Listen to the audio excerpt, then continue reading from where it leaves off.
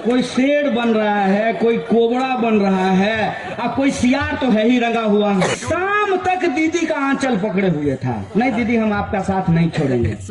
रात में income tax से फोन आया और भोरे मोदी जी के दफ्तर में पहुंच गए। तो पहले भाजपा का नारा लगाइएगा जय श्री राम, फिर टीएमसी का नारा लगाइएगा जय सिया राम।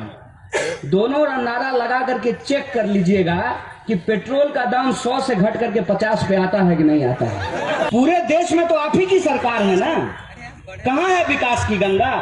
हम भी विकास को ढूंढ रहे हैं। विकास वैसे गायब है जैसे गधे के सर से सींग गायब होता है।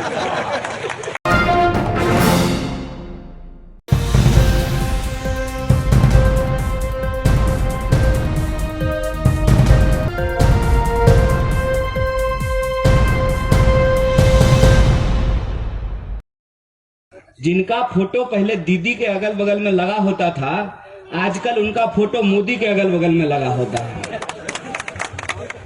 यही तो फर्क है। पुराना ही जहर है, नए बोतल में नए पैकेजिंग के साथ आया है। ज्यादा फर्क तो है नहीं। तो आप वोट किसको दीजिएगा उस पे हम कुछ नहीं कहना चाहते हैं, क्योंकि मेरा मानना है कि आप प्रजा नहीं हैं। आप प्रजा नहीं है ना, नागरिक है ना। कोई इस देश में राजा नहीं है ना, कोई रानी नहीं है ना। तो वोट देने का अधिकार आपका निजी अधिकार है। ये निजी अधिकार आप गुप्त तरीके से देते हैं। किसको वोट देना है ये आप 27 तारीख को तय करेंगे और उसका परिणाम 2 मई को आ जाएगा। लेकिन कुछ लोग चुनाव से पहले ही ये दावा करने लगते हैं कि 2 मई को हम ही जीत रहे हैं। बताइए, अगर परिणाम पहले से पता हो तो चुनाव पे लाखों करोड़ों रुपया खर्च करने का क्या जरूरत है? असली मसला क्या है?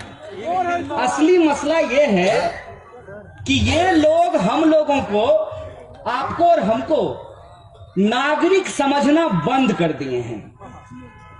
ये नहीं समझते हैं कि हम लोग नागरिक हैं। अरे भाई, वोट हमारा, अधिकार हमारा, देश हमारा, चुनाव हमारा। हम तय करेंगे कि कौन आएगा और कौन जाएगा। तुम कौन होते हो तय करने वाले? इसीलिए आप किसको मत दीजिएगा ये आपका निर्णय है। मैं भी चुनाव लड़ा हूं और मैं अपने चुनाव प्रचार में भी खुद के लिए वोट नहीं मांगता था। सही बात है भैया। मैं ये कहता था कि आप अगर हमें समर्थन करेंगे तो हम आपके लिए अच्छे स्कूल के लिए लड़ेंगे, हम आपके लिए अच्छे अस्पताल के लिए लड़ेंगे, हम आपके लिए अच्छी सड़क के लिए लड़ेंगे, हम आपके बच्चों के भविष्य को सुरक्षित बनाने का प्रयास करेंगे। लोगों को अगर यह बात ठीक लगेगी तो लोग अपना समर्थन हमको देंगे। अगर यह बात ठीक नहीं लगेगी तो लोग हमको अपना समर्थन नहीं देंगे। तो कुछ लोगों ने हमको कहा कि यह प्रचार का युग है, बढ़िया प्रचार अगर नहीं होगा तो सामान नहीं बिकता है। तो हम बोले सुनो, ना मुझे लोगों का वोट खरीदना है, ना अपना ईमान हमको बेचना है। हमारी लड़ाई सिर्फ और सिर्फ सत्ता में पहुंच जाने की लड़ाई नहीं है। एक बार हमने सैकत से कलकत्ता में पूछा, जब हम लोग शुरू में मिले थे, भाई टीएमसी में क्यों नहीं हो? तो बोला कल को बीजेपी के साथ चला जाए तब। तो हम बोले तो था ही बीजेपी के साथ। 1998 में तृणमूल कांग्रेस का भाजपा के साथ अलायंस था। दीदी उस वक्त नहीं समझी थी कि यह मोदी क्या चीज है। ये ऐसा आदमी है कि इसको अगर आप अपने घर में खाना खाने के लिए बुलाइएगा तो ये रास्ता देख लेगा, घर का सारा सामान देख लेगा और रात में आकर के सब समेट करके ले जाएगा। दीदी अलायंस की टीएमसी से, बीजेपी से, एक ही बात है। अलायंस किया, वो आ गया, देख लिया, कौन कौन कहां कहां पैसा चुरा करके रखता है। एक तरफ दीदी, दूसरे तरफ ईडी, तो लोग दीदी का साथ छोड़ दिया और ईडी के डर से बीजेपी में शामिल हो गए। यही हुआ है ना। अब आप हमको बताइए, दीदी और ईडी के इस लड़ाई में आपको नौकरी मिलेगी क्या? ट्राई करके देख लीजिएगा, दोनों नारा लगाइएगा। पेट्रोल पंप पे जाइएगा और पेट्रोल पंप का मीटर देखिएगा और उसको कहिएगा कि 1 लीटर पेट्रोल हमारे मोटरसाइकिल में डाल दीजिए। और जब वो तेल डालने लगे तो पहले भाजपा का नारा लगाइएगा, जय श्री राम। फिर टीएमसी का नारा लगाइएगा, जय सिया राम। दोनों नारा लगा करके चेक कर लीजिएगा कि पेट्रोल का दाम 100 से घट करके 50 पे आता है कि नहीं आता है। क्या अगर नारे में इतनी ताकत हो तो पेट्रोल का दाम घट देना चाहिए। अगर तब भी ना घटे तो सामने ही हंसता हुआ नूरानी चेहरा होगा मोदी जी का, उनकी तरफ देख लीजिएगा और कहिएगा, 56 इंच के साहबजादे जरा अपनी नजर घुमाओ, इस मीटर की तरफ देखो और इसका दाम 100 से 50 करके दिखाओ, तब समझेंगे असल समस्या क्या है। इस बात को हम लोगों को समझना बहुत जरूरी है। समस्या यह है कि हमारे जीवन की जो वास्तविक समस्याएं हैं, जिसको अंग्रेजी में कहते हैं रियल इशूज, अल्लाह मेरा है, उस धरती पर तलवारें क्यों निकली थी। आपस में एक गांव के लोग आधे इधर जाओ, लग रहा था जैसे शोले का पिक्चर चल रहा हो और असरानी जेलर हो, आधे इधर जाओ आधे इधर जाओ, बाकी मेरे साथ आओ। एक ही परिवार के आधे लोग उधर चले गए और आधे इधर रह गए। एक ही परिवार के लोग, गांव बीच से अचानक से बांट दिया गया। जिस नीम के पेड़ के डाल पर कभी झूला झूलते हुए सावन के गीत गाते थे, वो उस तरफ चला गया और झूला झूलने वाले इंसान, सजन इस तरफ सजनी उस तरफ। ये हुआ था कि नहीं हुआ था? वो विभाजनकारी चीज जिसका दर्द इस देश में अगर कोई सबसे ज्यादा झेला है तो वो एक बंगाल है, दूसरा पंजाब है। आप पंजाब जाकर के देख लीजिए, भाजपा को कोई पांव भी वहां रखने के लिए नहीं देने के लिए तैयार है। अभी कृषि कानून पेश किया गया, पंजाब के लोगों का इतना दबाव था कि मोदी जी की कृषि मंत्री को ही रिजाइन करना पड़ा। जो लोग अपनों को खोते हैं, जिन्होंने नफरत में जलते हुए घर और गांव देखे हैं, वो जानते हैं कि धर्म की राजनीति के नाम पर, धर्म के नाम पर समाज को बांटने वाले लोग कितने खतरनाक होते हैं। ये इतिहास उनको याद है और वही इतिहास भाजपा बंगाल में आकर के दोहराना चाहती है। कह रही है जय श्री राम।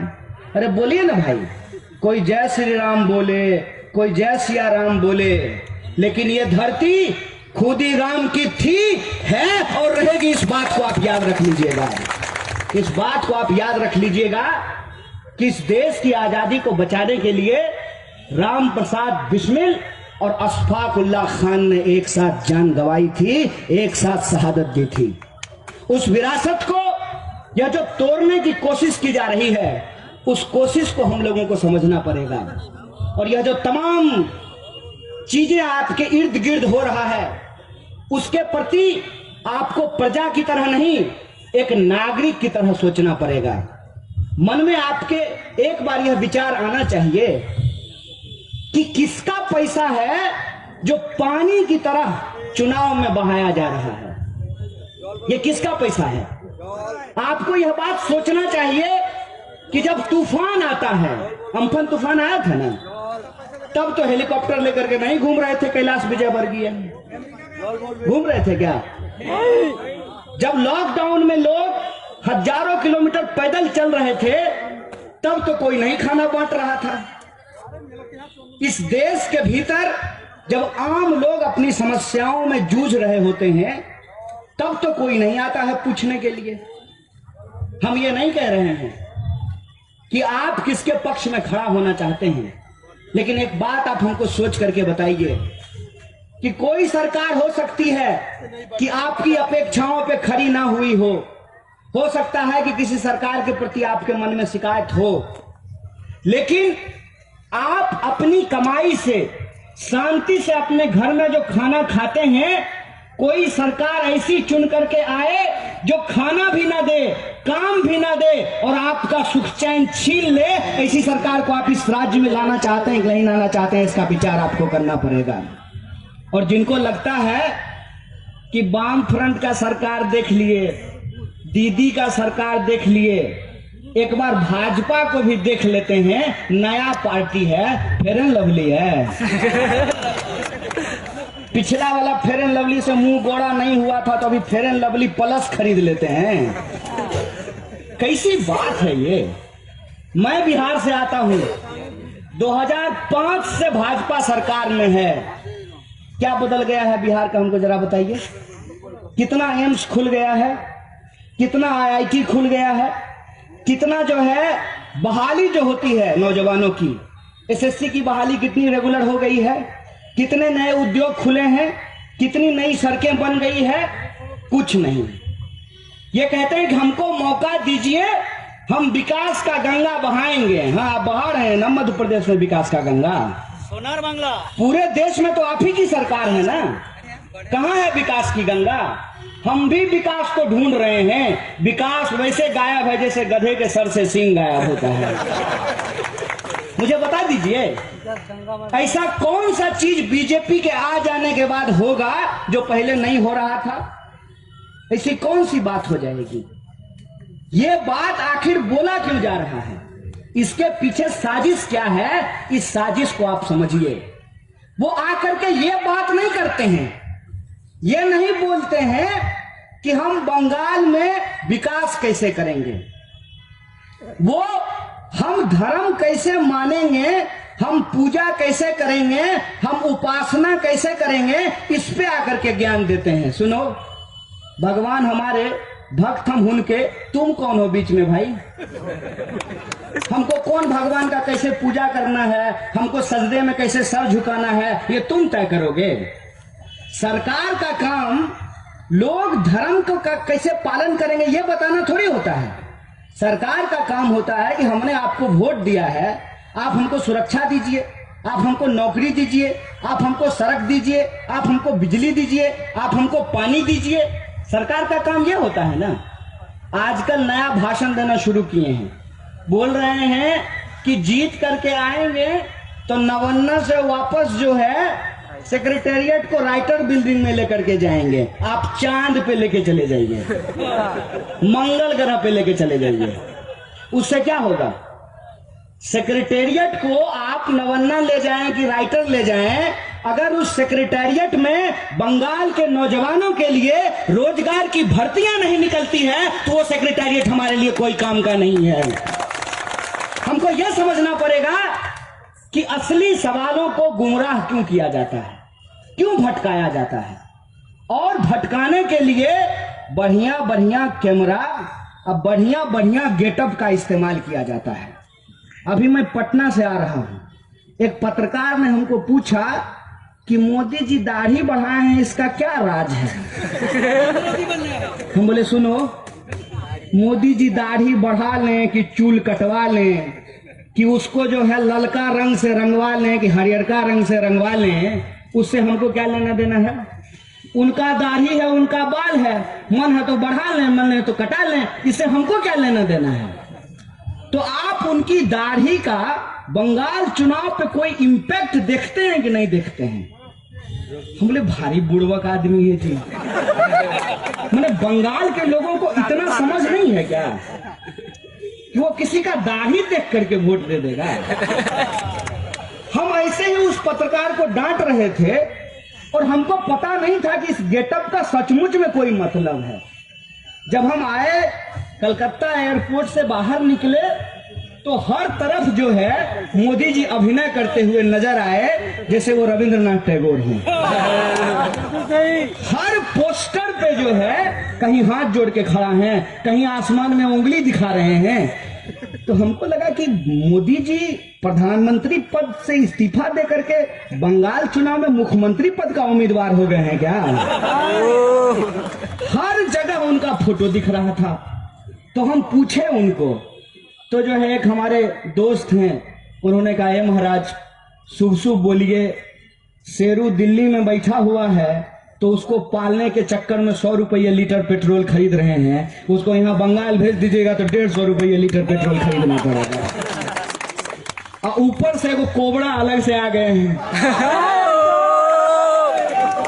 माने ये जो नेता लोग हैं, ऐसा लगता है जैसे चिड़िया खाना में रहता हो। कोई शेर बन रहा है, कोई कोबरा बन रहा है, और कोई सियार तो है ही रंगा हुआ। मैंने सियार रंगा हुआ इस तरीके से है कि शाम तक दीदी का आंचल पकड़े हुए था, नहीं दीदी हम आपका साथ नहीं छोड़ेंगे।